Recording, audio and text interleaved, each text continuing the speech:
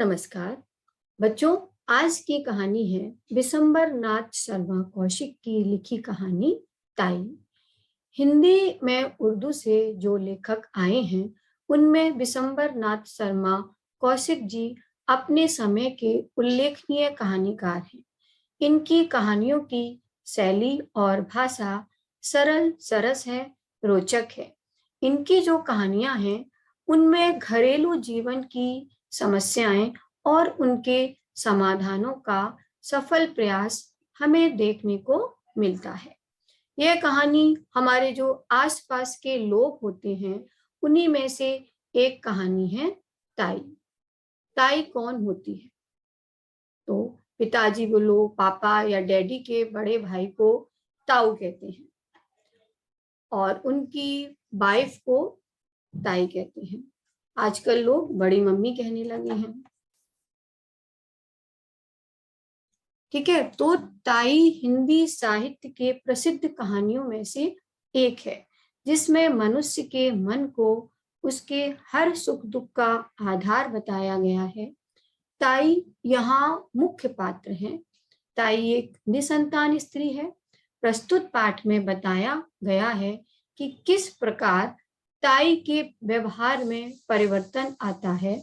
अपने भतीजे यानी देवर का बेटा को घृणा करने वाली ताई से उन्हें अपने प्राणों के समान प्रेम करने वाली ताई कैसे बनी, इसका बड़ा सजीव वर्णन है। तो चलिए हमारे साथ देखते हैं कहानी ताई।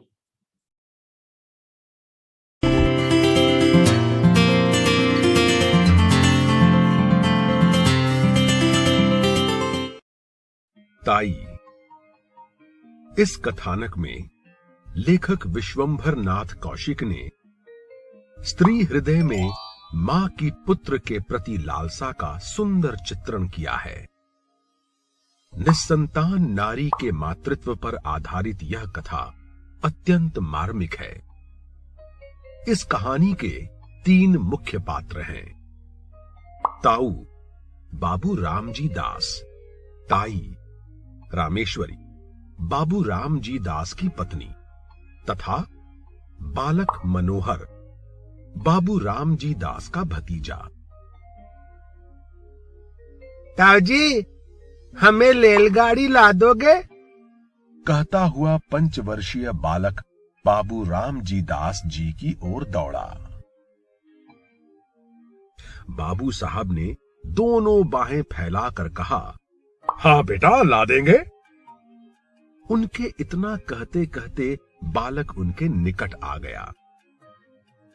उन्होंने बालक को गोद में उठा लिया और उसका मुख चूम कर बोले, रेलगाड़ी का क्या करेगा? बालक बोला, उसमें बैठकर बड़ी दूर जाएंगे। बाबूजी, और किस किस को उसमें बिठाएगा? बालक बोला, आपको। पास ही बाबू रामजी दास की अर्धांगिनी बैठी थी। बाबू साहब ने उनकी ओर इशारा करके कहा, और अपनी ताई को नहीं ले जाएगा? बालक कुछ देर तक अपनी ताई की ओर देखता रहा। ताई उस समय कुछ चिढ़ी हुई सी बैठी थी। बालक को उनके मुख का भाव अच्छा न लगा, अतएव वह बोला, ताई जी को नहीं ले जाएंगे। ताई हमें प्यार नहीं करती। बाबू, जो प्यार करें तो ले जाएगा।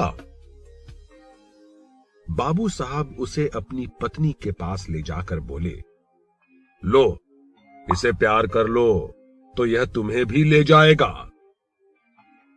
बच्चे की बात ताई रामेश्वरी को अच्छी न लगी। वह तुनक कर बोली, अर्थात चिढ़कर बोली, तुम ही रेल पर बैठकर जाओ, मुझे नहीं जाना। ताई ने मनोहर को अपनी गोद से ढकेल दिया।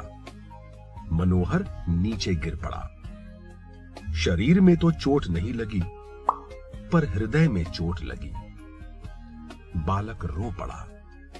बालक मनोहर ताई के तिरस्कार पूर्ण व्यवहार से आहत होकर रोने लगा। बाबू साहब ने बालक को गोद में उठा लिया, प्यार करके चुप कराया। मनोहर भयपूर्ण दृष्टि से अपनी ताई की ओर ताकता हुआ उस स्थान से चला गया।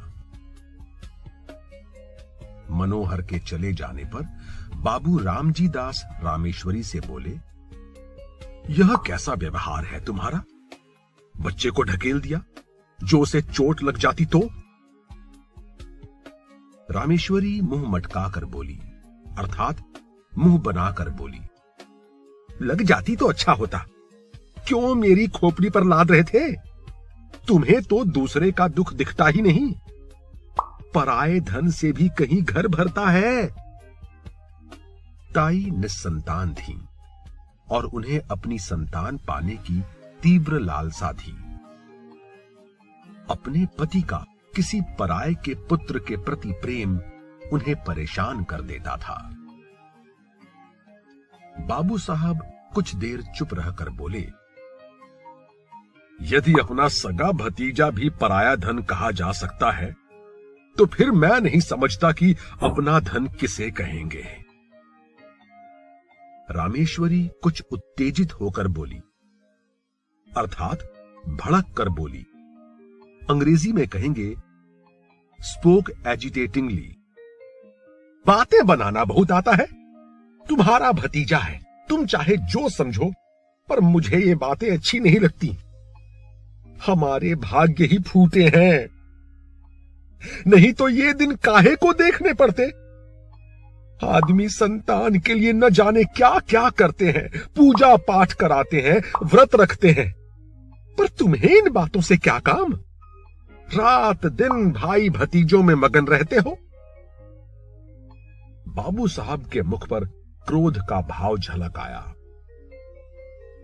उन्होंने कहा, जो वस्तु भाग्य में नहीं, वह पूजा पाठ से कभी प्राप्त नहीं हो सकती। यह कहकर बाबू साहब उठे और चले गए। बाबू रामजी दास धनी आदमी है, कपड़े की आढ़त का काम करते हैं, लेन देन भी है। इनके एक छोटा भाई है, उसका नाम है कृष्णदास। दोनों भाइयों का परिवार एक ही घर में रहता है। बाबू रामजी दास की आयु 35 वर्ष के लगभग है। रामजी दास निस्संतान है। कृष्णदास के 2 संतान हैं, एक पुत्र मनोहर और एक पुत्री चुन्नी। रामजी दास अपने छोटे भाई और उनकी संतान से बड़ा स्नेह रखते हैं। ऐसा स्नेह कि उसके प्रभाव से उन्हें अपनी संतानहीनता कभी खटकती ही नहीं, अर्थात संतान की कमी महसूस नहीं होती। छोटे भाई की संतान को वह अपनी ही संतान समझते हैं।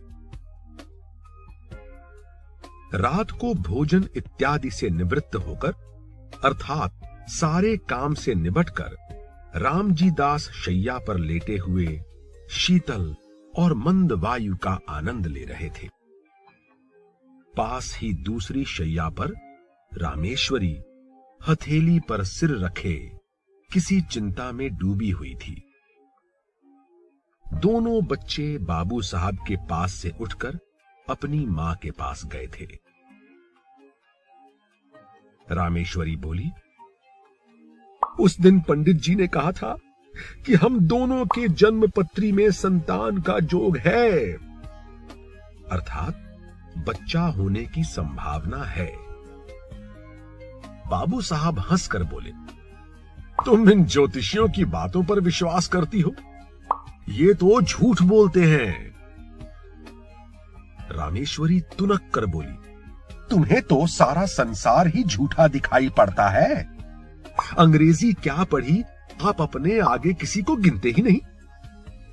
शास्त्र में लिखा है, जिसका पुत्र नहीं होता उसको मुक्ति नहीं होती। बाबू, मुक्ति पर मुझे विश्वास ही नहीं।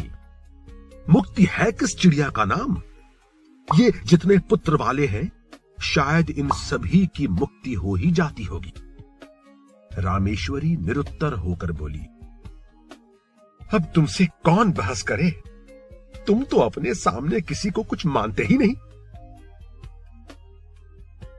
मानव का हृदय बड़ा ममत्व प्रेमी है।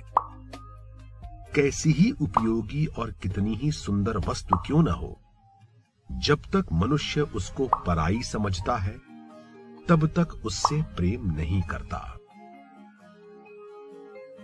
यद्यपि रामेश्वरी को माता बनने का सौभाग्य प्राप्त नहीं हुआ था, तथापि उसका हृदय एक माता का हृदय बनने की पूरी योग्यता रखता था। अर्थात उनके हृदय में बच्चों के प्रति भरपूर ममता थी। शाम का समय था। रामेश्वरी खुली छत पर बैठी हवा खा रही थी। पास ही उसकी देवरानी भी बैठी थी। दोनों बच्चे छत पर दौड़ दौड़ कर खेल रहे थे। रामेश्वरी उनके खेल को देख रही थी।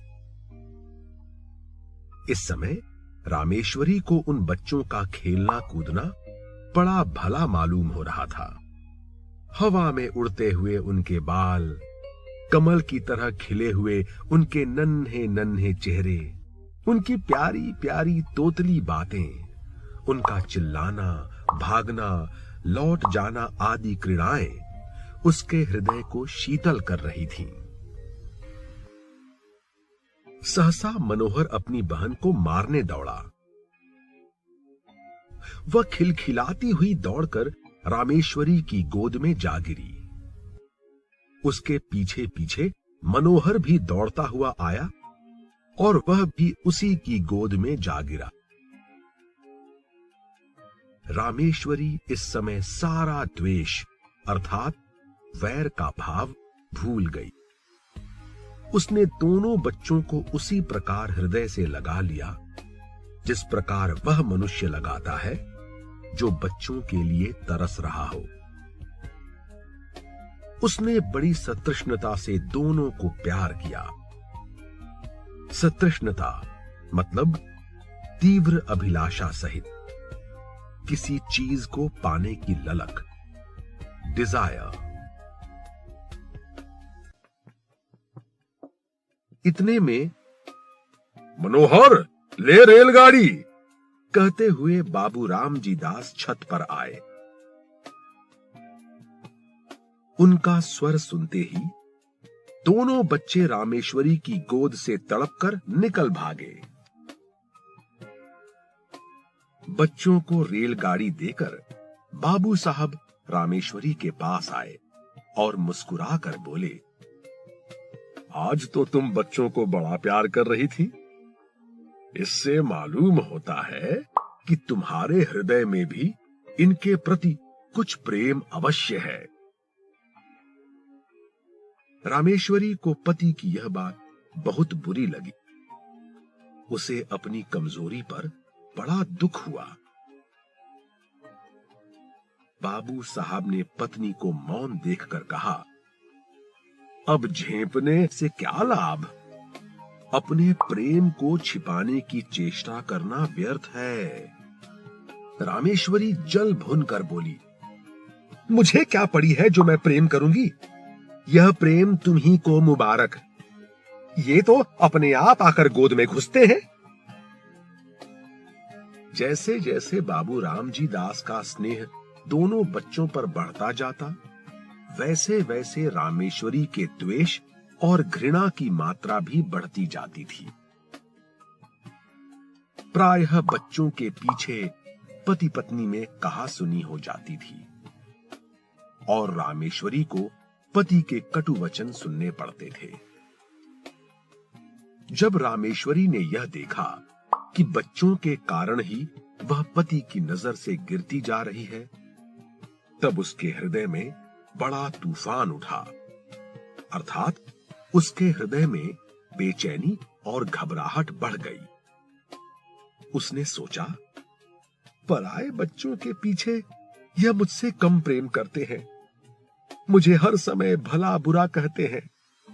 इनके लिए ये बच्चे ही सब कुछ हैं, मैं कुछ भी नहीं। दुनिया मरती जाती है पर इन दोनों को मौत नहीं। इस प्रकार कुछ दिन व्यतीत हुए। एक दिन रामेश्वरी छत पर अकेली बैठी थी। उसके हृदय में अनेक प्रकार के विचार आ रहे थे। वह टहल रही थी कि मनोहर दौड़ता हुआ आया। मनोहर को देखकर उसकी भ्रिकुटी चढ़ गई और वह छत की चारदीवारी पर हाथ रखकर खड़ी हो गई। संध्या का समय था। आकाश में रंग बिरंगी पतंगें उड़ रही थीं। मनोहर कुछ देर तक खड़ा सोचता रहा कि कोई पतंग कटकर उसकी छत पर गिरे तो कितना आनंद आए। देर तक गिरने की आशा करने के बाद वह दौड़कर रामेश्वरी के पास आया और उसकी टांगों में लिपट कर बोला, ताई, हमें पतंग मंगा दो। रामेश्वरी ने झिड़क कर कहा, चल हट, अपने ताऊ से मांग जाकर। दूसरी बार उसने लाड़ में आकर अत्यंत करुण स्वर में कहा, ताई, पतंग मंगा दो, हम भी उड़ाएंगे। उसकी भोली प्रार्थना से इस बार रामेश्वरी का कलेजा पसीज गया, अर्थात रामेश्वरी को उस पर दया आई। वह मनोहर के सिर पर हाथ फेरने वाली थी कि मनोहर बोला, तुम हमें पतंग नहीं मंगवा कर दोगी तो हम ताऊ जी से कहकर पिटवाएंगे। यद्यपि बच्चे की इस भोली बात में भी बड़ी मधुरता थी, तथापि रामेश्वरी का मुख क्रोध के मारे लाल हो गया। वह उसे झिड़क कर बोली, जा, कह दे अपने ताऊ जी से, देखूं वह मेरा क्या कर लेंगे। मनोहर भयभीत होकर उसके पास से हट गया और फिर सतृष्ण नेत्रों से आकाश में उड़ती हुई पतंगों को देखने लगा। उसी समय आकाश से एक पतंग कटकर उसी छत की ओर आई और रामेश्वरी के ऊपर से होती हुई छज्जे अर्थात छत के आगे की बढ़ी हुई जगह की ओर गई। छत के चारों ओर चारदीवारी थी। जहां रामेश्वरी खड़ी हुई थी, केवल वहीं पर एक द्वार था जिससे छज्जे पर आ जा सकते थे। रामेश्वरी उस द्वार से सटी हुई खड़ी थी। मनोहर ने पतंग को छज्जे पर जाते देखा। पतंग पकड़ने के लिए वह दौड़कर छज्जे की ओर चला। रामेश्वरी खड़ी देखती रही। मनोहर उसके पास से होकर छज्जे पर चला गया और उससे 2 फीट की दूरी पर खड़ा होकर पतंग को देखने लगा। पतंग छज्जे पर से होती हुई नीचे घर के आंगन में जा गिरी। एक पैर छज्जे की मुंडेर पर रखकर मनोहर ने नीचे आंगन में झांका और पतंग को आंगन में गिरते देख वह प्रसन्नता के मारे फूला न समाया। वह नीचे जाने के लिए शीघ्रता से घूमा, परंतु घूमते समय मुंडेर पर से उसका पैर फिसल गया। वह नीचे की ओर चला। नीचे जाते जाते उसके दोनों हाथों में मुंडेर आ गई। वह उसे पकड़कर लटक गया और रामेश्वरी की ओर देखकर चिल्लाया, ताई! रामेश्वरी ने धड़कते हुए हृदय से इस घटना को देखा। उसके मन में आया कि अच्छा है, मरने दो, सदा का पाप कट जाएगा। यही सोचकर वह क्षण भर के लिए रुकी। इधर मनोहर के हाथ मुंडेर पर से फिसलने लगे। वह अत्यंत भय तथा करुण नेत्रों से रामेश्वरी की ओर देखकर चिल्लाया, अरे ताई! रामेश्वरी की आंखें मनोहर की आंखों से जा मिली। मनोहर की वह करुण दृष्टि देखकर रामेश्वरी का कलेजा मुंह को आ गया, अर्थात उसकी दयनीय दृष्टि देखकर रामेश्वरी का हृदय बेचैन हो गया। उसने व्याकुल होकर मनोहर को पकड़ने के लिए अपना हाथ बढ़ाया। उसका हाथ मनोहर के हाथ तक पहुंचा ही था कि मनोहर के हाथ से मुंडेर छूट गई। वह नीचे आ गिरा। रामेश्वरी चीख मारकर छज्जे पर गिर पड़ी। रामेश्वरी 1 सप्ताह तक बुखार में बेहोश पड़ी रही। कभी कभी वह जोर से चिल्ला उठती और कहती, देखो देखो, वह गिरा जा रहा है, उसे बचाओ, दौड़ो, मेरे मनोहर को बचा लो। कभी वह कहती, बेटा मनोहर, मैंने तुझे नहीं बचाया। हाँ हाँ, मैं चाहती तो बचा सकती थी, मैंने देर कर दी। इसी प्रकार के प्रलाप वह किया करती, अर्थात वह अनाप शनाप बोलती थी। मनोहर की टांग टूट गई थी। वह ठीक होने लगी। क्रमशः वह फिर अपनी असली हालत पर आने लगा। 1 सप्ताह बाद रामेश्वरी का ज्वर कम हुआ। अच्छी तरह होश आने पर उसने पूछा, मनोहर कैसा है? रामजी दास ने उत्तर दिया, अच्छा है। रामेश्वरी, उसे पास लाओ। मनोहर रामेश्वरी के पास लाया गया। रामेश्वरी ने उसे बड़े प्यार से हृदय से लगाया। आंखों से आंसुओं की झड़ी लग गई। हिचकियों से गला रूंध गया। रामेश्वरी कुछ दिनों बाद पूर्ण स्वस्थ हो गई। अब वह मनोहर की बहन चुन्नी से द्वेष और घृणा नहीं करती, और मनोहर तो अब उसका प्राणाधार हो गया है। उसके बिना उसे एक क्षण भी चैन नहीं पड़ता। मानव हृदय प्रेम, दया और करुणा से परिपूर्ण होता है।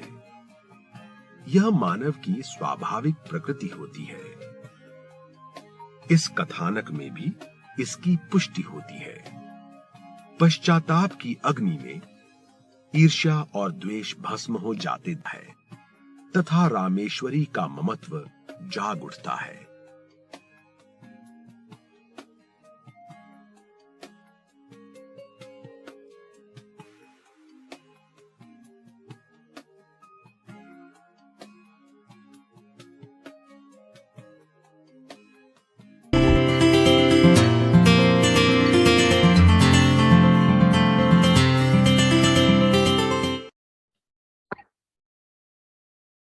बच्चों, तो ये थी कहानी जिसमें आपने देखा कि बच्चे का स्नेह किस तरह से मन की कलुषता को धो देता है। आशा है आपको ये कहानी पसंद आई होगी। जल्द ही एक नई कहानी के साथ फिर मिलेंगे। तब तक के लिए